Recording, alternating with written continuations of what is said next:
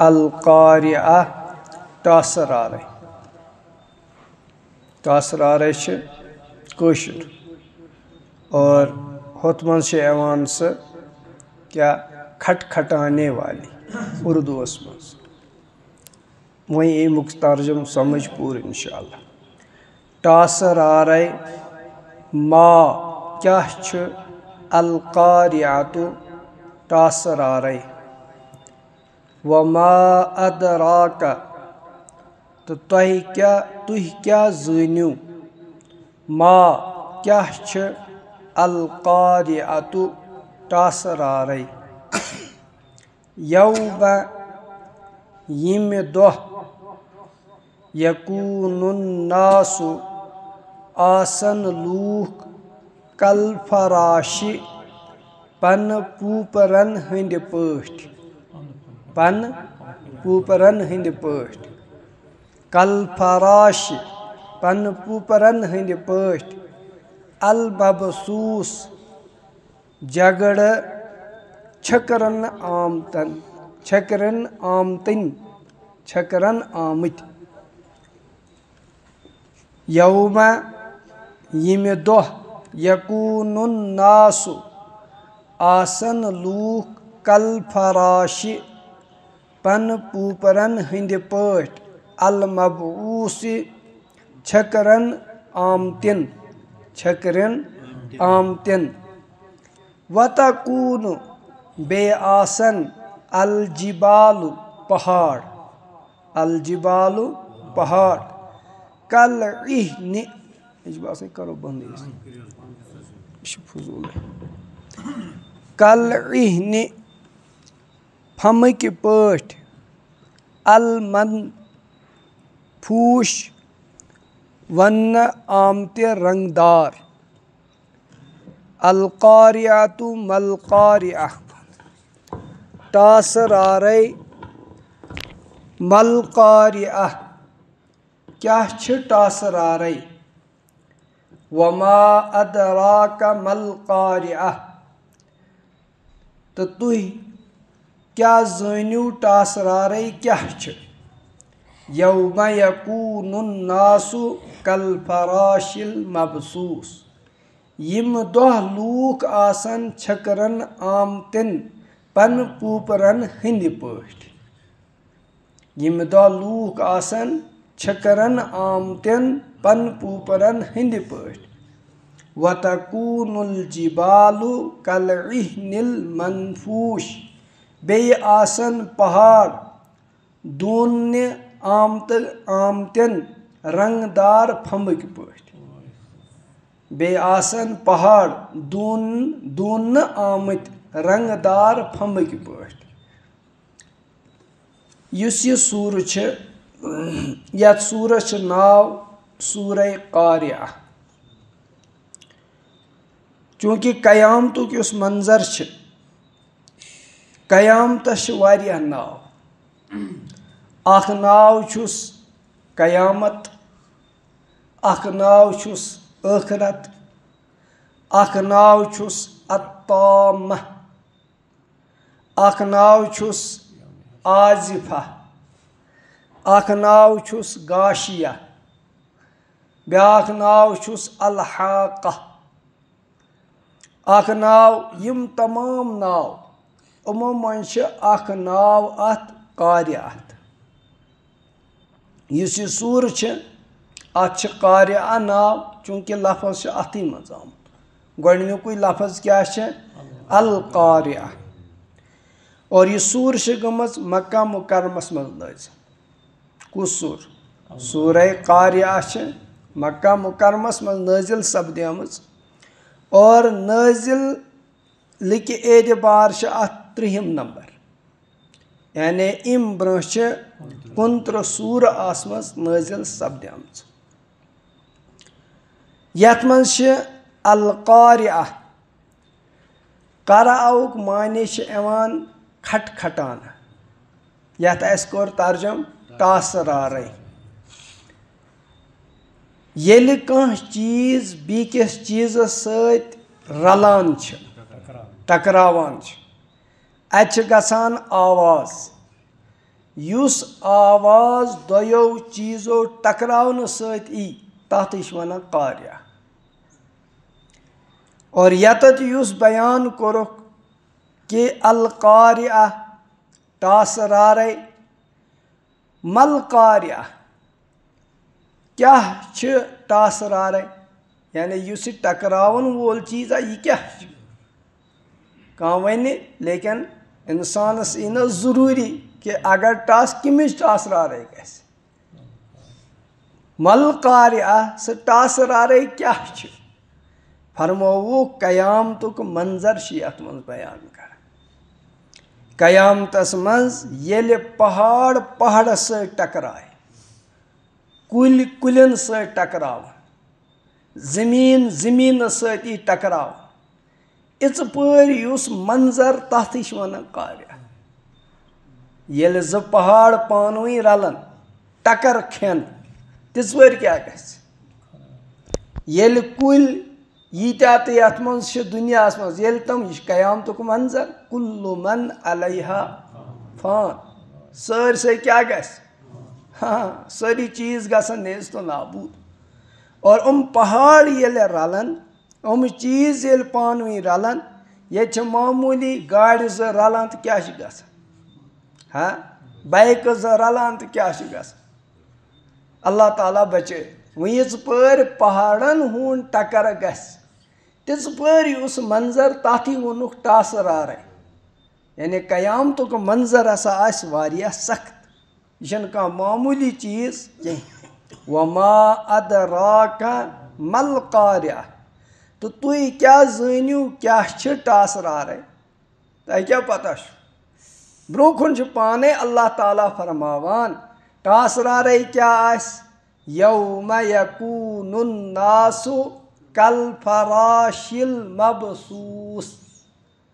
अल्लाह ताला फरमावा यम दोह लूख आसन छकरन आमतन पन पूपरन हंद पन पूपर जानन सारी कमन वन जान लकुट क्यों छस तितली युस हर कुन गरस मज इस पे लाइट जालो तम गथ कर। फरमोवु कयामतुक मंजर आस ये कि हर कह इंसान पहाड़ क्या दरख्त क्या इंसान हर कह आमुत कितकनस यतकनस पन पोपर गथ करान यतकनस एन सारी क्या कर छकरन कंस लग न पत क्या यह फरमो कुरान पाकन वमा अदराका मल कारिया जी कल फराशिल मबसूस कि यतकन हसा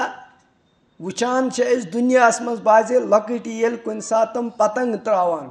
सह क्या करान और योर फरमोक यह हाल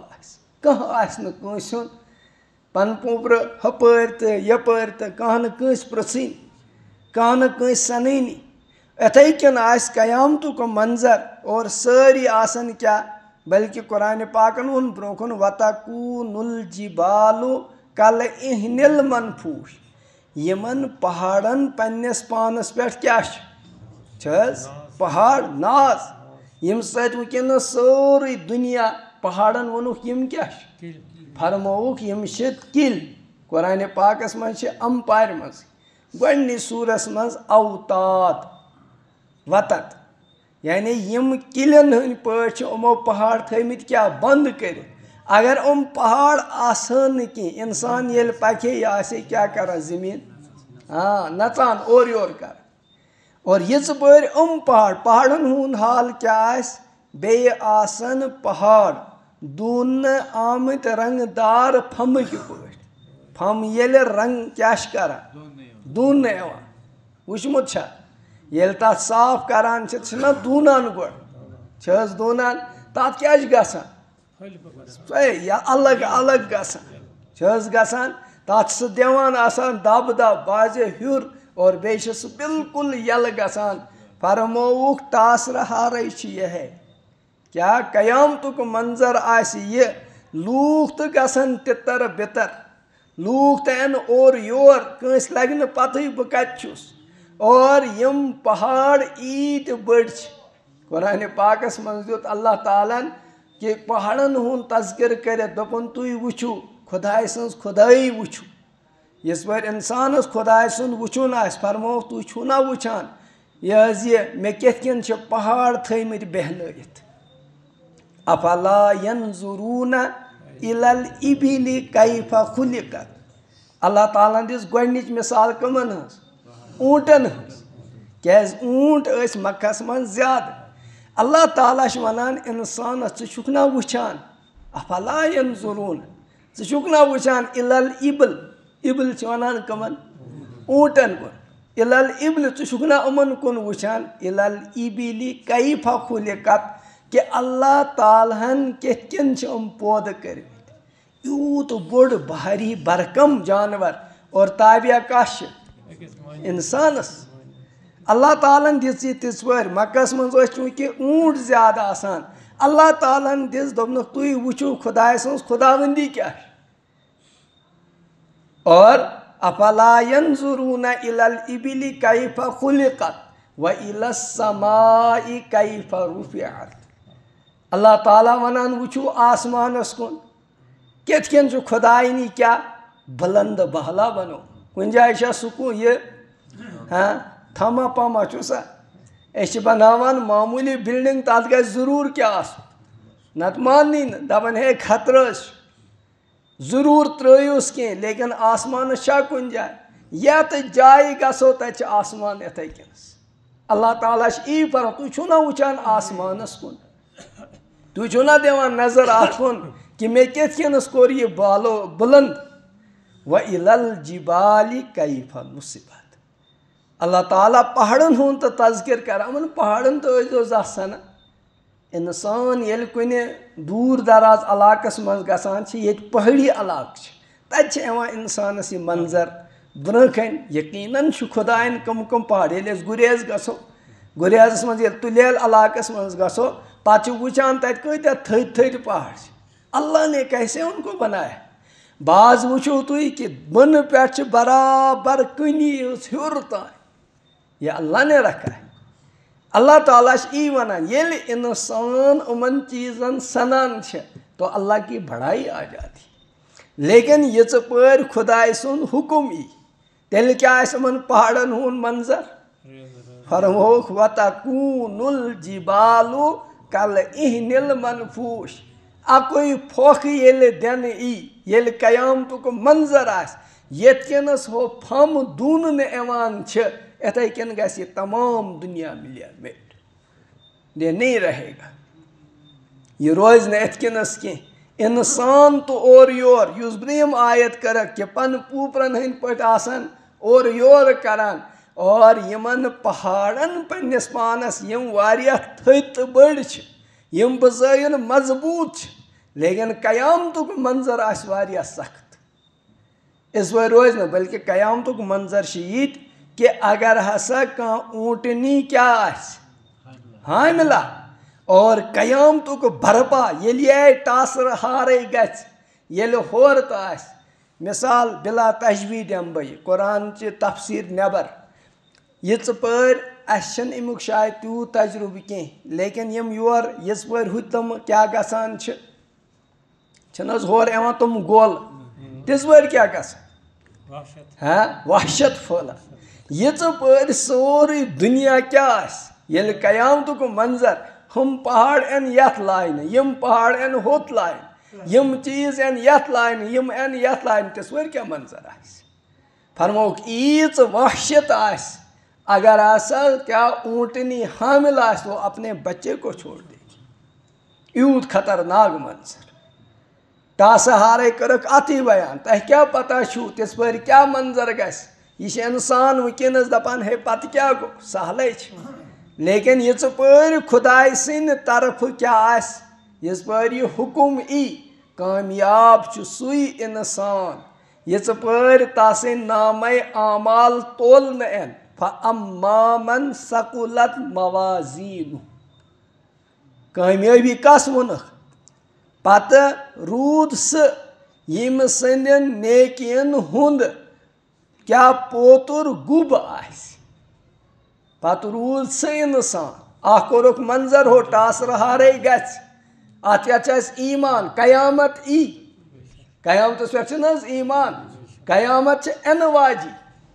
यह फरमोक और यह अमुक तैयारी जरूरी कर, या दुनिया यह रोज न कहें, क़यामतुक मंजर यी अस पे हावन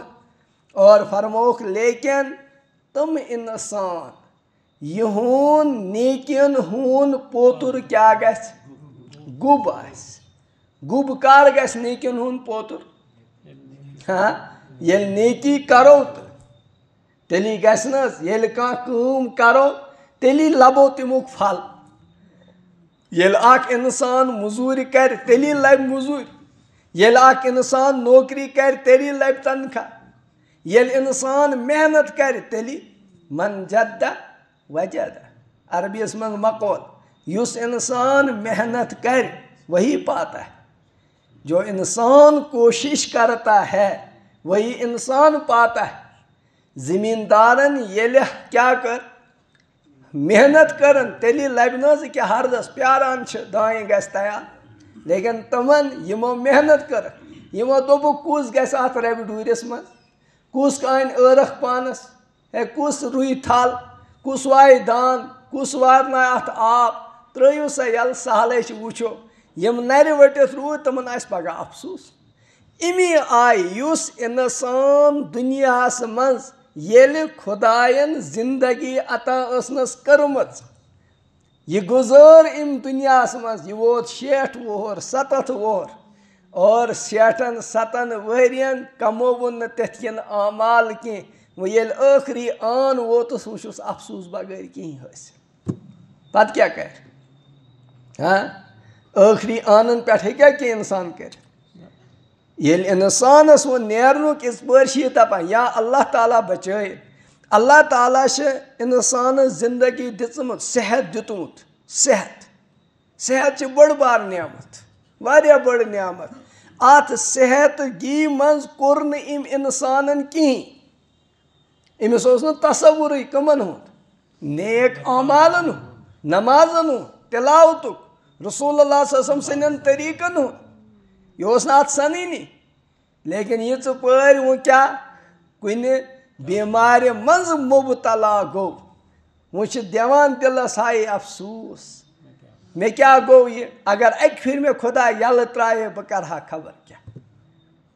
तवे फरमो हदीस पाकस मज क्या इग़तनिम खमसन कबल खमस, 5 चीज जो 5 चीजों ब्रह क्या गनीमत, तथ मज क्या सेहत का कबल सकमिक, हाय हाय क्या सेहत जान गनीमत, बीमार ये अल्लाह ताला बचायन बीमार एन ब्र जान ये गनीमत, गनीमत मतलब क्या गो, ये सेहत तेल खुराफातन मज, ये सेहत तेल वजू करें, ये सेहत तेल मस्जिद कुन एवन,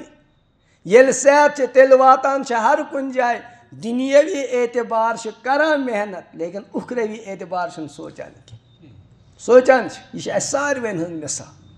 सुबह नमाज पढ़ने खतर कहें तैयार इल्ला माशाअल्लाह, अगर इमसे इंसानस इमसे अगर ड्यूटी करन वोल यह मुलाजिम मुलाजिमन हुंद दित मे यह मुलाजिम नाराज गसन, मुलाजिमन हुंद दितुम एथकन अगर मन आर्डर नेर तह हसा फलान टाइम वातुन कतत यथ जाए तु ड्यूटी युस तो क्या कर वातनस, हाँ तिस पर क्या निंदर होतकन ये दपान नमाज ऐसे परान नमाज मज ग शामिल, यह खुदा सुन हुकुम, इस पर क्या जवाब हुशार नज ग यह सारे, लेकिन ये पर दुनियावी एतबार अफसरन या दुनियावी एतबार कंस बीक इंसान मिल तो ची यथ जाए वातुन और ये टाइम गसक बराबर आसक न कहें, अस करो चून क्या दनका दमो न कह बे क्या हेकन कर, हाँ गरजर लग बे क्या गस, लेकिन अत गरज उस दुनियाक उस मामूली और यम रबन सोरे अता कोर, यम रबन सोरे कह दुत, कुन सात सोचा यह रब बार बार अस खेनावान चेनावान सेहत दुतुन, हाँ लेकिन ये इंसानस यह सेहत बिगड़ान इस पे आलो आसान दिवान भारो आसान दिवान, लेकिन गुजरा हुआ ज़माना आता नहीं दोबारा। इसलिए मेनो बुजुर्गो टास हारे अन वाज खुदा सिंद तरफ यह पर कयाम तो क्या यह पर तास कयामत कार अमुक छन पता, लेकिन कि अलामात बयान करमित कि अलामात कि पेशन गोई कर बयान जनाब रसूल अकरम सल्लल्लाहु अलैहि वसल्लम कि इम पत आस कयामत तम छन में वनस बयान करें, लेकिन अख चीज कर बह तमो मज फरमोवुक कि कयाम तो ब्रो जफा अबाहु व बर्र सिद्दीक़ रसूल अल्लाह सल्लल्लाहु अलैहि वसल्लम फरमो कि येल यही गछुन मालिस एन दक देन दोस्तन एन नाल मत कर। मालिस क्या एन दक देन, मोल ई बेइज्जत कर, मालिस ई बेइज्जती कर, औलाद कस कर बेइज्जती मालिस मोल खखरी कर। और या मोल बेड़स पे बिचोर पेमुत अमिस जरूरत वनस कुरान पर बूजमुत कत फिर वालदेन मुतल्लिक वालदेन कर औलाद सं जरूरत कारस हाँ कुरान पाकन कोर तिम कुछ तज़किर येल दोनवे आसन या अमो दयो मज बुजर किस हालतस इस पर मालिस माज जरूर इस वर यह पनो कठो तिस वर क्या औलादन हूँ जरूर तिस पर मश यह मोल इस पर बेड़स पे बिहत अमिस बिचारस कठन दोद अमिस कमरस दोद अमिस कह तो प्रॉब्लम और इस पर औलाद सन जरूरत होश दिवान आलो निचो दपान बे ऐ खेत ज्यादा मगज बस वनस पन्नस यारस क्या मशगूल यह गो बर्र सिद्दीक़हु जफा अबाहु मालिस एन क्या देन दक देन मालिस बुरबल वन और यारन दोस्तन सत क्या कर नाल मत यारन सत बेवान घंटों बाद गुजारान मालिस सत 2 मिनटन कथ करने खतर तैयार माज सत तस ब्रोकन यस मुतल्लिक क्या वोनुक मालिस माज युस गोबुर पन्ने माज त्राय लोल तो मोहब्बत सान क्या हे अख नजर त्रायस कोता सवा हज उम्रहुक सवा ये बिहत किचनस मज बत खिन गोवुक त्रावुस अख नजर तमन इंसान कर बह गुजारिश यस मोल मोज वन हयात ये हम गसान पे इंसान क्या हे पछतावान क्या पत इंसान रब तुलान दपा अक फिर ना बह कर जियारत, लेकिन चला गया तो वापस नहीं आए। तो रसूल अल्लाह सल्लल्लाहु अलैहि वसल्लम फरमो वारिया चीज़ कर बयान और तथ मज वन कि यथ मज वनस अक्सर मुबतला अक्सर कोर तो कट तो गरन हुंद हाल अजीब गोबर छन पन्ने माज कथी दिवान कर पन्नस मालिस कथी दिवान कर रसूल अल्लाह सल्लल्लाहु अलैहि वसल्लम और तम पत ये मंजर इो फरमोवुक ये इत कार हेन गन समझू क्या कयामत वस नज़दीक कयामत वस नज़दीक। हज़रत जिब्राईल अलैहिस्सलाम बोड़ हदीस रसूल अल्लाह सल्लल्लाहु अलैहि वसल्लम निश आय और साहबा फरमा बिहत अख नफर आव क्रून स्याख्यू मस सफ़ेद शीनी पलो फअस्नद रुकबतैहि इला रुकबतैहि अजीब नफर आव और ब्यूट सुधी यम रान मुबारक रलायन कस रसूल अल्लाह सल्लल्लाहु अलैहि वसल्लम रान मुबारकन सत पत दोपनस बह प्रस कह सवाल और ये सवाल लोग प्रसने रसूल अल्लाह सल्लल्लाहु अलैहि वसल्लम क्या लग दिन जवाब और होश पाने वन सदकता सवाल तो कर तस्दीक तो कर सवाल करन वोल क्या कर